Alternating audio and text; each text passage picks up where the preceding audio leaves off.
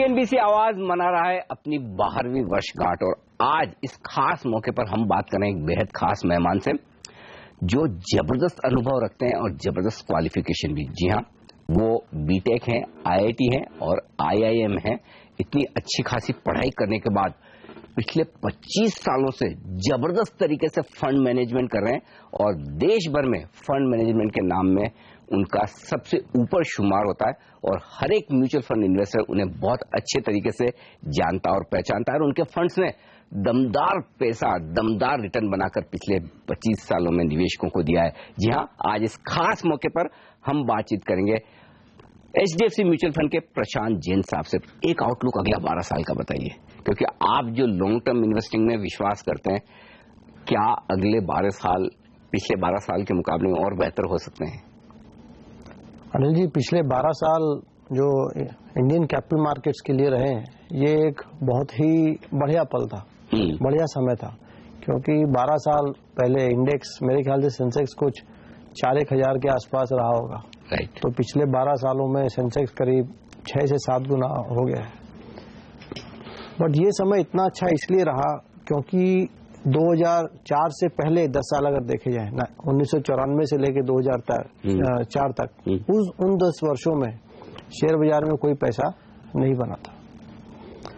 तो शेयर बाजार एक बड़ी सिंपल चीज है, ये लंबे समय में उतना ही रिटर्न देता है जितना कि हमारी जो नॉमिनल जीडीपी है उसमें जितनी ग्रोथ है, और कभी ये नॉमिनल जीडीपी से थोड़ा पीछे रह जाता है तो भविष्य में ये उस पर कैचअप करते हुए ज्यादा रिटर्न देता है। तो 94 से 2004 में रिटर्न नहीं था, इसलिए इसने अगले 10-12 सालों में बहुत ज्यादा रिटर्न दिया।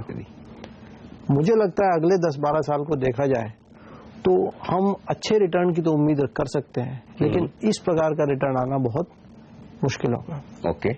तो इंडिया का जो नॉमिनल जीडीपी है वो करीब 15% साल से औसत में 15% साल से ग्रो करता है, और अगर आप हर 15% साल से कोई चीज को ग्रो कराएंगे CAGR बेसिस पे तो वो लगभग 4.5 वर्ष में दुगना हो जाए। राइट। तो एक बड़ी इंटरेस्टिंग मिसाल है कि 1979 में सेंसेक्स शुरू हुआ 100 पे। राइट। और 79 से आज तक आप गिनेंगे तो लगभग 36 साल हो गए, और 36 को आप 4.5 से भाग देंगे तो 8 आया, यानी कि 8 बार वो चीज नॉमिनल जीडीपी भारत का डबल हुआ। और 100 को यदि आप 8 बार डबल करेंगे 200, 400, 800 ऐसे, तो वो करीब 25,600 पे आ जाएगा। ओके। और वहीं पे आज आपका एग्जैक्ट फॉर्मूला हो गया है, तो बिल्कुल ये लगभग ऐसा ही है। हाँ। तो शेयर बाजार इसीलिए हम लोग कहते हैं कि ये लंबे समय में एक बहुत बेहतरीन चीज है।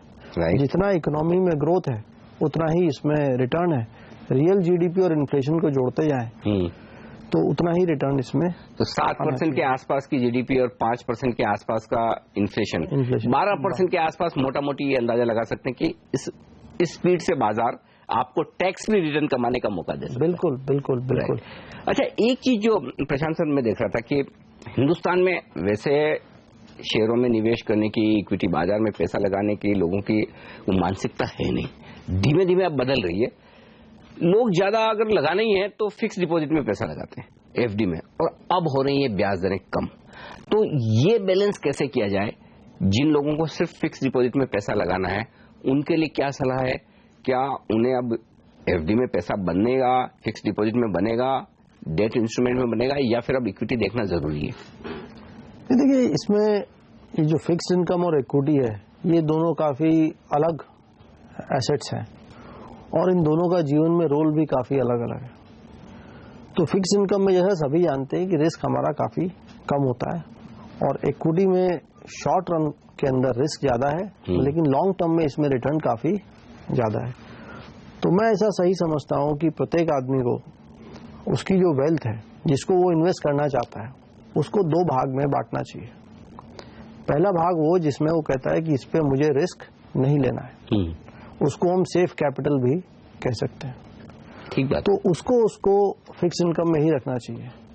ब्याज की दर भले ही 10% हो या भले ही 5% हो, क्योंकि उस कैपिटल पे मेरी रिस्क लेने की क्षमता या इच्छा कम है, नहीं है। और आज ब्याज की दरें तो कम है, लेकिन हमको ये भी ख्याल रखना चाहिए कि आज महंगाई की दर भी काफी कम है। तो आज अगर इन्फ्लेशन इंडिया में 4-5% का है, तो अगर मेरे को 6-7-8% भी इंटरेस्ट में रिटर्न मिल रहा है तो वो इन्फ्लेशन से थोड़ा अधिक है। ठीक बात। जब रिटर्न 10 था तो इन्फ्लेशन भी 8 था, तो उसको हम ऐसा नहीं कह सकते कि इसका कोई महत्व नहीं है। लेकिन अगर हम अब दूसरे भाग की ओर चलते जिसपे हमारे पास 3-5 साल होल्ड करने की या लंबे समय के लिए होल्ड करने की क्षमता है, और वेल्थ का वो भाग जो अगर 10-15-20% शॉर्ट टर्म में घट जाए टेम्परेरी तौर पे, तो उस पर हम अधिक परेशान नहीं होंगे। उसको हमको इक्विटी में अवश्य लगाना चाहिए। ओके। क्योंकि उसमें हम लगभग हर 5 साल में पैसा अपना डबल कर सकते हैं और 10 साल में 4 गुना। तो जो नॉमिनल जीडीपी की ग्रोथ है तो उसी रफ्तार से हमारा शेयर बाजार में एक डाइवर्सिफाइड पोर्टफोलियो में वेल्थ ग्रो करने के पूरी संभावना है। इंटरेस्टिंग, क्योंकि काफी लोग ऐसे हैं जो सिर्फ फिक्स डिपॉजिट या फिक्स इनकम फंड्स में पैसा लगाते हैं, तो शायद उनके लिए थोड़ी रिस्क ले एमआईपी जैसे फंड्स जहां 10-15%, 20% इक्विटी एक्सपोजर हो सकता है, वो ज्यादा सही हो सकता है। लेकिन एक चीज जो मैं आपसे समझना चाहता हूँ, ये कि अल्टीमेटली लोग जानना समझना ये चाहते हैं कि इक्विटी मार्केट का आउटलुक क्या है, क्या ऐसे क्या कारण हो सकते हैं जिससे आपको लगता है कि हिंदुस्तान के बाजार यहां से तेजी दिखा सकते हैं? देखिए, उसका सबसे मुख्य कारण तो वही है जहां से हमने शुरू की थी कि आज अगर पिछले 37 सालों का सफर देखा जाए शेयर बाजार का, तो ये करीब इसमें 250 गुना पैसा हुआ है। 100 का इंडेक्स 25,600 पे आ गया। ये उतना ही रिटर्न है, ये सेम रिटर्न है जिस रफ्तार से हमारी इकोनॉमी ग्रो करी है पिछले 35 सालों में। 7-8% रियल ग्रोथ, और पहले इन्फ्लेशन ज्यादा होता था 7-8%, तो लगभग हमारी इकोनॉमी भी 15% रुपए के टर्म्स में ग्रो करी है।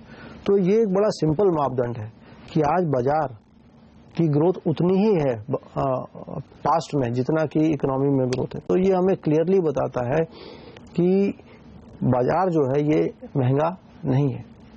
तो अगले 10 वर्षों में मुझे लगता है जिस रफ्तार से इकोनॉमी ग्रो करेगी, ये उसी रफ्तार से ये फिर ग्रो करेगा।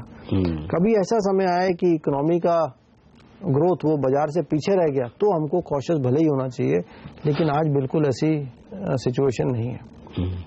इनफैक्ट आप गौर करेंगे कि 2008 में लीमन क्राइसिस से पहले सेंसेक्स 21,000 पे था। राइट। आज 8 साल हो गए उस बात को। आज जो है सेंसेक्स मुश्किल से 27,000 है। तो ये वर्षों में कितना रिटर्न आया? 30% का। बस यही समय में इकोनॉमी तो 2.5 गुना बढ़ गई रुपए के टर्म्स में। तो बाजार एक्चुअली पिछले 7-8 साल देखा जाए तो इकोनॉमी से काफी इसमें कम बढ़ा है। और मुझे लगता है आने वाले समय में ब्याज दरें कम हो गई हैं। तो सबसे ज्यादा इंडिया में बोरोवर कौन है? जो बैंकों में 100 लाख करोड़ का डिपॉजिट है, वो 50% पैसा तो कंपनीज ने बोरो कर रखा है। ठीक बात है। तो अगर आपको इंटरेस्ट कम मिल रहा है एज ए डिपॉजिटर, तो उसका लाभ किसको मिल रहा है? कंपनियों को मिल रहा है। तो कंपनियां मेरे हिसाब से कम 1 लाख करोड़ रुपया केवल कम ब्याज की वजह से बचाएंगी। तो उससे आने वाले 2 वर्षों में मुझे लगता है उनका जो प्रॉफिट है वो काफी तेजी से ग्रो करेगा। एक बड़ी चीज जो अब तक हम हिंदुस्तान में मान रहे थे, भाई हमारी बड़ी स्टोरी तो है कंजम्पशन की, और यही सबसे मजबूत हमारा पॉइंट है। लेकिन ये जो डिमोनेटाइजेशन हुआ उसके बाद क्वेश्चन मार्क लग गए। थोड़े असर कहीं दिख भी रहे हैं कि कंजम्पशन में धीमापन आया। अब लोग अंदाजा लगाने कि वापस ट्रैक पर आने में कितना टाइम लगेगा, 3 महीने 6 महीने अंदाजे की बात है। डिमोनेटाइजेशन का जो असर होना था इकोनॉमी पे हो गया या अभी भी होना है? और दूसरा, कंजम्पशन स्टोरी पर सवालिया निशान कितने हैं, क्या करना चाहिए? देखिए अनिल जी, ये बड़ा इंटरेस्टिंग सवाल आपने पूछा, और इसके मैं 2 तरीके से इसका जवाब देना चाहूंगा। एक तो हमने बचपन में पढ़ा है कि नो पेन नो गेन। तो मतलब कुछ भी अच्छा करने के लिए थोड़ी मेहनत, थोड़ा दर्द सहना पड़ता है। तो मुझे लगता है डिमोनेटाइजेशन से भले ही कहीं पर इकोनॉमी में कुछ हिस्सों में 3-6 महीने की दिक्कत आ सकती है, लेकिन आने वाले समय में इसके हमारा इकोनॉमी पे बहुत अच्छा असर पड़ना चाहिए। और ये मुझे लगता है इसको 2-3 साल में हमको इसका पूरा एहसास होगा। 2 से 3 साल लगेंगे साहब। देखिए, क्योंकि आप जीएसटी और डिमोनेटाइजेशन को अगर साथ में मिलाएं तो इसका क्या मतलब है कि इंडिया में जो कैश में व्यापार होता था उसका प्रचलन काफी कम हो जाएगा। अगर आप चेक से पैसा लेंगे तो जो ब्लैक मनी का जनरेशन था वो बहुत ही मुश्किल हो जाएगा। तो इससे इंडिया का जो टैक्स बेस है वो काफी बढ़ सकता है, टैक्स की दरें समय के साथ कम आ सकती हैं और ईज ऑफ डूइंग बिजनेस यहाँ पे काफी इम्प्रूव हो सकता है। तो मुझे लगता है इसका इकोनॉमी पे एक मीडियम टर्म में काफी अच्छा असर पड़ेगा। जहां तक कंजम्पशन की बात है, मैं आपको एक दो इंटरेस्टिंग ऑब्जर्वेशन बताता हूँ। इंडिया में जो रेल पैसेंजर है उसमें गिरावट आ रही है, लेकिन जो पहली बार हुआ ऐसा पिछले साल कि आधा या 1% उसमें गिरावट आई, लेकिन जो हवाई जहाज से यात्रा करे जो एयरलाइन पैसेंजर है वो पिछले 3 या 4 वर्षों से 25% हर साल उसमें वॉल्यूम ग्रोथ आ रही है। जो कारों की सेल है वो मोटरसाइकिल की सेल से ज्यादा तेजी से बढ़ रही है। तो ये आपको क्या बताता है? ये बताता है कि बहुत सारी ऐसी चीजें हैं हमारे देश में जो कि अब लगभग सभी लोग यूज कर रहे हैं, और जैसे जैसे हमारी आमदनी बढ़ रही है तो हमारा स्तर बढ़ रहा है, तो हम एक मोर एक्सपेंसिव या मोर डिस्क्रिशनरी चीज की ओर जा रहे हैं। तो इंडिया का जो कंज्यूमर है मेरी समझ में वो काफी अच्छा कर रहा है, और बहुत सारी जगह जो स्लो डाउन है वो आप देखेंगे कि बहुत बेसिक कैटेगरीज में है। अब इंडिया में अगर सभी लोग टूथपेस्ट यूज कर रहे हैं, साबुन यूज कर रहे हैं, तो इनकम बढ़ने से कोई आपका साबुन का या टूथपेस्ट की जो कंजम्पशन है वो बढ़ेगी नहीं। लेकिन तो जो डिस्क्रिशनरी चीजें हैं इंडिया में वो आप देखेंगे कि वो अच्छी ग्रो कर रही हैं। मारुति की दिसंबर में जो रिटेल सेल्स की जो नंबर आया है वो बहुत अच्छा नंबर है। राइट। तो आई थिंक इंडियन कंज्यूमर काफी अच्छा कर रहा है, लेकिन हमको अब ऐसी चीजों पे ध्यान देना चाहिए जो कि एक लो इनकम से जब आदमी मिडिल क्लास में जाता है तो उसमें जो ग्रोथ आए, हमको उन चीजों पे विशेष ध्यान, वहीं पे ग्रोथ के जगह जो है वो काफी ज्यादा। डिमोनेटाइजेशन से जुड़ा हुआ एक और सवाल, क्योंकि सरकारी बैंक, सारे बैंक सरकारी भी उसमें से उनमें बड़ा पैसा आया है, और आप सरकारी बैंक्स पर काफी समय से बुलिश भी रहे हैं, आपका पोर्टफोलियो में काफी क्लोजली ट्रैक करता हूं, देखता हूं। क्या ये बैंक आकर्षक हैं, इन्हें फायदा होगा इससे? देखिए साहब, जो चाहे वो सरकारी, इंडिया में हम बैंक्स को दो प्रकार से देख सकते हैं। एक तो जो कॉमन अंडरस्टैंडिंग है लोगों की, वो बोलते हैं सरकारी बैंक और प्राइवेट बैंक। एक इसको देखने का दूसरा तरीका भी है कि बैंकों ने लोन कहाँ दिया है। तो लगभग सभी सरकारी बैंक्स और कुछ प्राइवेट बैंक्स, उनका काफी लोन्स जो है उन्होंने कंपनीज को दिया है, और कुछ एक बैंक्स ऐसे हैं जहां पे कि लोन्स का अधिकांश जो हिस्सा है वो रिटेल आदमी को दिया गया है। तो पिछले 3-5 साल में इंडिया में जो मार्जिन्स है कंपनीज के वो काफी घट गए, तो कॉर्पोरेट प्रॉफिटेबिलिटी काफी कमजोर है। तो इससे जो भी बैंक्स है, चाहे वो सरकारी हो या प्राइवेट सेक्टर में हो, जिन्होंने कंपनीज को लोन दिया है उनमें एनपीए ज्यादा है, उनमें प्रोविजनिंग काफी ज्यादा है, और इसलिए उनका जो प्रॉफिटेबिलिटी है वो काफी कमजोर है। मुझे लगता है ये जो सभी बैंक हैं, प्राइवेट और पब्लिक सेक्टर दोनों के, कॉर्पोरेट बैंक हम इन्हें कहते हैं, इनमें ये काफी आकर्षक है। देखिए हम लोग के फंड्स का एक अच्छा ट्रैक रिकॉर्ड है, और भी बहुत सारे फंड का अच्छा ट्रैक रिकॉर्ड है इंडस्ट्री में। बहुत सारे ऐसे फंड्स हैं हमारी इंडस्ट्री में जिसमें पैसा 40, 50, 100 गुना हुआ पिछले। देखता हूँ 500, 700 रुपए की एनएवी है ना आपके, कई सारे फंड हैं जी हाँ, 300, 400, 500 के एनएवी है। तो ये कैसे हुआ? ये इंडेक्स से काफी ज्यादा रिटर्न है। देखिए ये इसलिए हुआ, इसमें एक मेन स्ट्रेटेजी हम लोग की ये रही कि हर बिजनेस का कभी ना कभी अच्छा बुरा समय आता है, बिल्कुल, लेकिन वो बिजनेस हमको सस्ता कब मिलता है? जब वो एक खराब समय से गुजर रहा है, और जब वो खराब समय निकल जाएगा तो उस बिजनेस के रियल प्रॉफिट्स और रियल वैल्यू निकल के बाजार में सामने आती है। जैसे ऑयल कंपनीज को आप देखें, आज से 3 साल 4 साल पहले इनमें सब्सिडीज का बर्डन बहुत था, तो शेयर के भाव बहुत कम थे। जब वो निकल गया तो they have given good returns. तो मुझे लगता है आने वाले समय में जैसे जैसे ब्याज की दरें कम हो रही हैं, जैसे कंपनीज में प्रॉफिट बढ़ेंगे, जैसे कुछ एनपीएज कुछ वो बेचेंगे, एनपीए की प्रोविजनिंग कम होगी, तो मुझे लगता है कि इस पूरे प्राइवेट और पब्लिक दोनों बैंक जो कॉर्पोरेट बैंक्स हैं, इनमें हम लोग के हिसाब से वैल्यूएशन काफी अट्रैक्टिव है। इस खास शो में वक्त एक छोटे से ब्रेक का, ब्रेक के बाद जल्द लौटेंगे, बने रहिए हमारे साथ, हम बातचीत जारी रखेंगे प्रशांत जैन साहब से।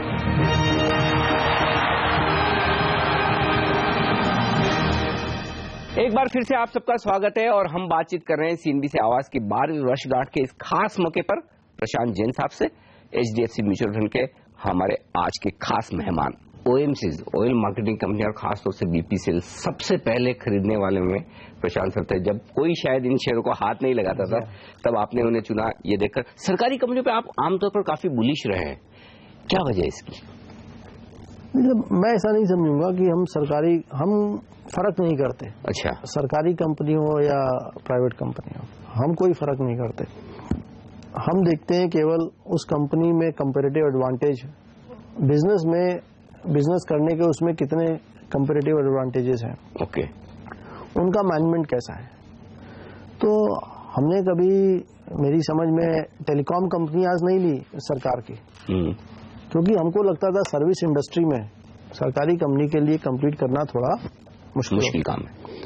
बट कहीं कहीं पर सरकारी कंपनीज के बहुत अच्छे कंपैरेटिव एडवांटेज होते हैं, जैसे कि ऑयल कंपनीज हैं, जैसे बैंक्स हैं। लोगों का बहुत भरोसा है इन बैंक्स पे, ये 100 साल से चल रहे हैं, इनमें हजारों ब्रांचेज हैं इनके पास। तो जहां पर भी हमको अच्छा वैल्यूएशन मिलेगा, चाहे वो प्राइवेट कंपनी हो या पब्लिक कंपनी हो, हम उसमें निवेश करेंगे।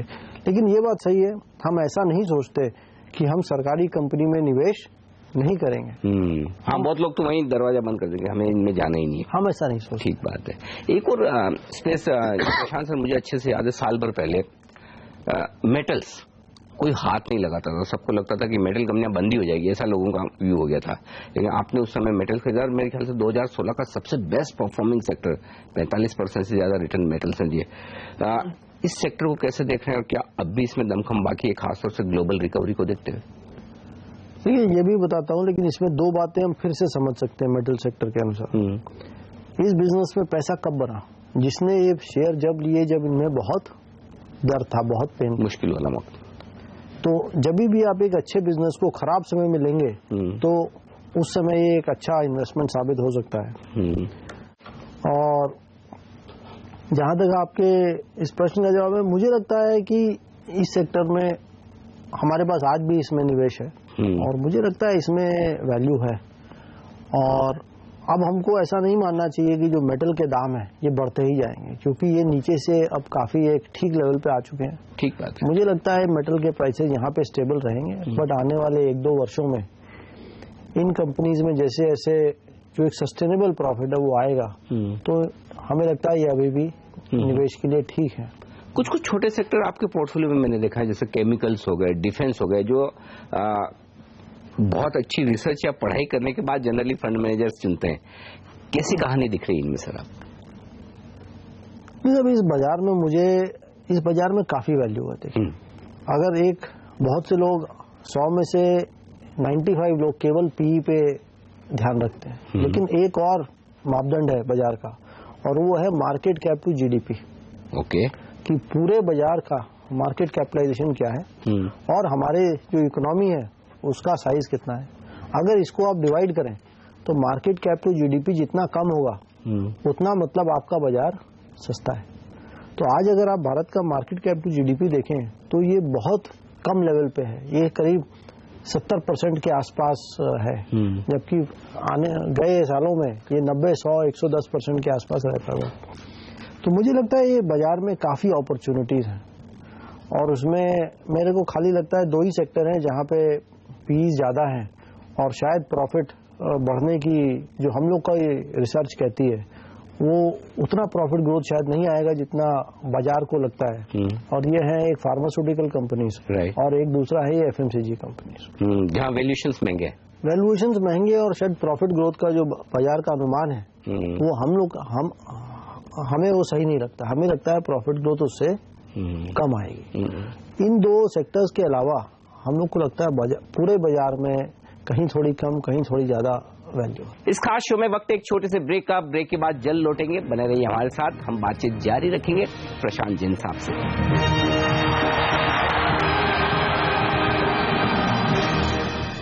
एक बार फिर से आप सबका स्वागत है और हम बातचीत कर रहे हैं सीएनबी से आवाज की 12वीं वर्षगांठ के इस खास मौके पर प्रशांत जैन साहब से, HDFC म्यूचुअल फंड के हमारे आज के खास मेहमान। एक जो बड़ी इवेंट है बाजार के सामने, उस पर एक राय लेना चाहता हूं, क्योंकि अब बजट नजदीक है। कितनी अहमियत आपके लिए, बाजार के लिए बजट की है और ये कितना बड़ा ट्रिगर हो सकता है बाजार के लिए? मुझे लगता है कि जैसे जैसे भारत एक डेवलप्ड कंट्री बनेगा तो डेवलप्ड कंट्री में होना गवर्नमेंट की पॉलिसी को स्टेबल होना चाहिए, वो हर साल उसमें तब्दीली नहीं होनी चाहिए, हर साल चेंज नहीं होना चाहिए। तो मुझे लगता है आने वाले समय में बजट का जो हम पॉलिसी से उसको एक पॉलिसी इंस्ट्रूमेंट मान के उस पर ध्यान देते हैं वो उसका रोल कम होता जाएगा। और ये अगले साल में जीएसटी आ जाएगा, तो जीएसटी के आते तो टैक्स में रेट्स में प्लस माइनस होगा, काफी कॉम्प्लिकेटेड भी हो सकता है, हम लोग को भी समझने में उसमें बहुत मुश्किलें आएंगी जी। लेकिन एक बार वो हो गया तो उसके बाद बजट का जो एक रोल है वो केवल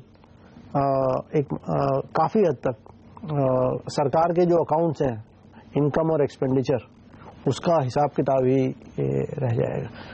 बट ये मेरे ख्याल से एक हमारे देश की इकोनॉमी के लिए बहुत अच्छा होगा, क्योंकि बिजनेस को नहीं चाहिए कि हर साल पॉलिसीज में बहुत तब्दीली आए। और इस साल का बजट पे तो व्यू लेना बहुत मुश्किल है क्योंकि जीएसटी आएगा। तो अब ये हमें पता नहीं है कि गवर्नमेंट इस बजट को एक नॉर्मल बजट के रूप में देखेगी या ये कहेगी कि 3 या 6 महीने में जीएसटी आने वाला है, तो जो भी टैक्स में चेंजेस हैं हम उसी में कर दें। डीमोनेटाइजेशन भी हुआ है तो इससे कुछ सेगमेंट्स को विशेष दिक्कत आई है, तो हो सकता है सरकार उनके लिए भी कुछ विशेष कदम उठाए। तो इस बजट पे पहले से व्यू लेना काफी मुश्किल है। बहुत बहुत शुक्रिया सर आपका सीएनबीसी आवाज के लिए वक्त निकालने के लिए और हमारे साथ इस खास मौके पर जुड़ने के लिए। तो ये थे प्रशांत जैन, एचडीएफसी म्यूचुअल फंड के, जो बताते हैं कि 1-2 साल नहीं, हिंदुस्तान की कहानी बहुत बड़ी है, बहुत लंबी है और आपके हमारे सबके लिए इस बाजार में धैर्य के साथ बने रहने पर निवेश के बेहतरीन मौके हैं। इस खास शो में आज के लिए इतना ही, मुझे दीजिए इजाजत, बने रहिए हमारे साथ सीएनबीसी आवाज पर। नमस्कार।